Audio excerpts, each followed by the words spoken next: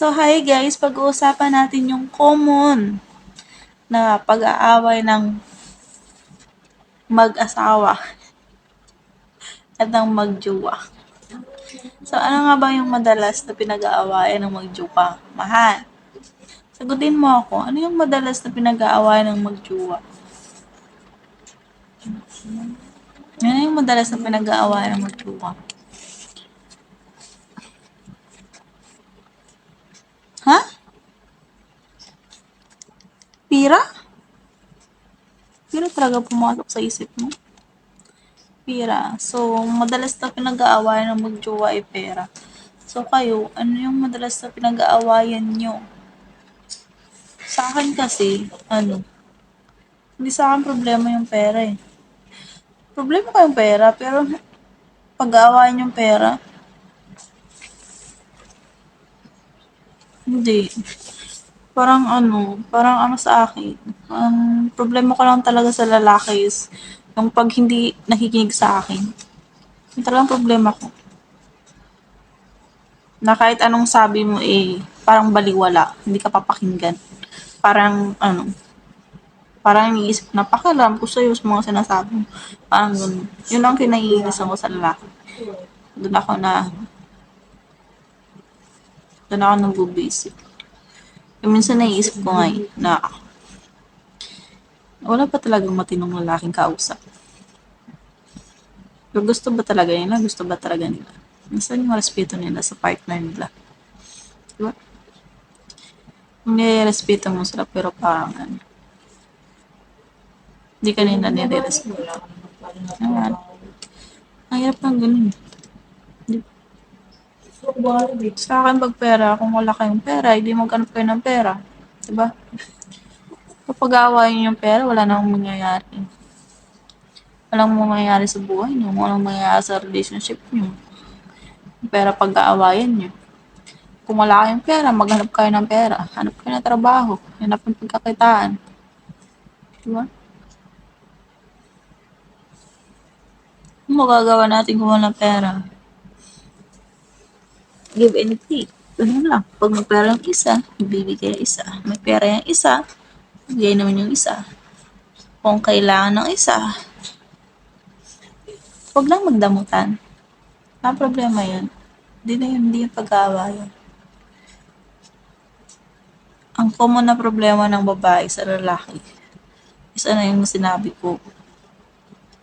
Tapos, yung parang, yung babae kasi minsan, nagkukulang sa aruga. Parang lagi nilang gustong nilalambig sila. Ganun. Tapos may mga lalaki naman, na maglalambing lang, pag kailangan nila. Ay, Dili. Wala ka ng tigil, gabi-gabi ka lang maingay. Wait lang, ngayon na ako nag-iingay, tapos ngayon gabi-gabi na naman daw ako maingay. Ngayon lang to. Wala ako nag-iingay Di, pinag-uusapan kasi namin, be, kung paano kung ano yung pinag-aawayan yung madalas. Alam ba pinag-aawayan nila ni Bibi sa jowa niya eh. Yung jowa niya, nagkukulang sa aruga. Yun lang yun. Kasi si Bibi naman, hindi nilalambing. Imbis na lambingin mo yung isa. Kung may away kayo lang, huwag niyo sama love life ko. Oh, wait lang. Kasi hindi kami nag-aaway. Oo, hindi kamo love life ko dyan. Ini-explain ko lang kung yung mga common na pinag-aawayan ng magjowa, 'di ba? 'Di ba yung gano'n naman yung pinag-aawayan niyo, be? Ikaw kasi, be, lambing-lambing din. Tama na, huwag mo nga po sasabi dyan. Hindi, sinasabi ko lang. Yung totoo. Sabi ko lang yung totoo. Ako nga, hindi nga ako nito nilalambing eh. Pero parang kasi, featured na kasi yung pag-iisip ko. Hindi ko na kailangan ng paglalambing. Gusto ko na lang yung totoo sa buhay ko. Yung totoong totoo. Kasi, naiinis ako sa hindi totoo sa buhay ko eh. Kung may sasabihin, gusto ko totoo. Kasi yung Pasko, puro kasinungalingan. Parang hindi na ako nabubuhay sa katotohanan. Lahat naman binigay ko ang lahat. Pero bakit? Pero bakit ganun, mahal? Wala ba talagang magmamahal sa akin ng totoo? Lahat na lang ba kasinungalingan? Hindi ko na ako mag-artista. Ba't ang ganda-ganda ko dito? Pagmamahal lang naman na totoo ang gusto ko. Pero bakit mahal? Mahirap ba yun intindihin? Oo, nagwi-video ako. Mahirap ba yun intindihin? Speaker. The one of plastic is speaker.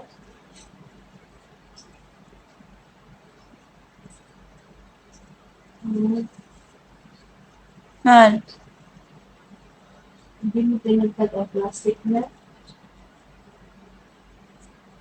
bakit pera yung nasa isip mo? Sa mag-asawa, pera. Pera.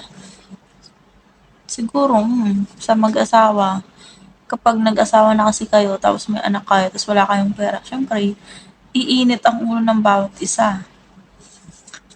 Pero dapat hindi ganun. Pero dapat yung lalaki, dapat responsible. Responsable sa pamilya niya. Kasi, pagdating sa pamilya, lalaki talaga ang responsable doon.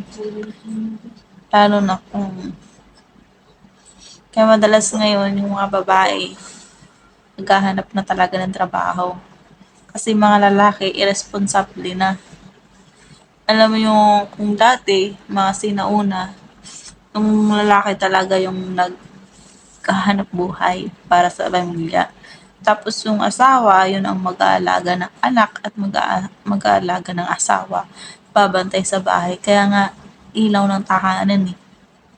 Tapos yung ama, yun ang haligi ng tahanan. Pero ngayon iba na. Bumabaliktad na yung panahon. Meron ng meron ng ama na naging ilaw na ng tahanan.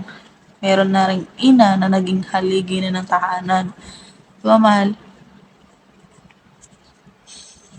Tapos minsan hindi okay lang kung ganun. Eh paano kung yung ama nangalapit bahay? Wala rin. Di ba? Di yung ina, yun lahat. Yun na yung haligi. At yun na rin yung ilaw.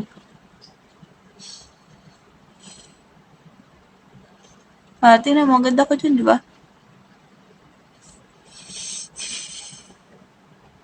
Magbubuntong hininga ka na lang kapag nangyari sa buhay mo yun. Oh, okay lang yan. Yan ang talagang buhay eh. Weather. Wala tayong magagawa eh kung ganyan yung mangyayari sa atin. It's pagsubok. Pagsubok sa buhay. Pero sabi nga nila, huwag mong isipin. I-enjoy mo lang yung problema mo. Kaya mo yung problema sa'yo. Ba? Man, matutulog na ako, 12:00. Pero, man. Wala lang, gumagawa lang ako ng memory. Sa mga pinagsasabi ko, tapos i-upload ko dun sa walang subscriber. Di ba? Wala naman kasing nanonood sa akin eh. Para, pagdating ng araw, titingnan ko siya. Ano ba yung sinasabi ko dito? Ba't parang ang ganda ko sa filter? Mahal, mag-ilaw ka nga ng mukha mo. Ha? Ilawan mo yung mukha mo, mahal. Ilawan mo yung mukha mo. Hindi kita makita, oh. Ay! Ulit. Ilawan niyo yung mukha mo. Di na wala mo sa makeup. Ba't red na red sa'yo? Sa akin kulay pink. Yung makeup lumalabas. Ilawan yung mukha mo. Ang dilim eh. Hindi niya ma-detect. Hindi ma-detect ng filter. Mahal. Oh, ayan na. Mas pula pa yung labi mo sa akin. Ayan na. Ulitin, oh. Dito kasi mahal. Yung mailaw kasi, nadilim. Babay na. 10 minutes na to. Bye-bye. Ingat kayong lahat.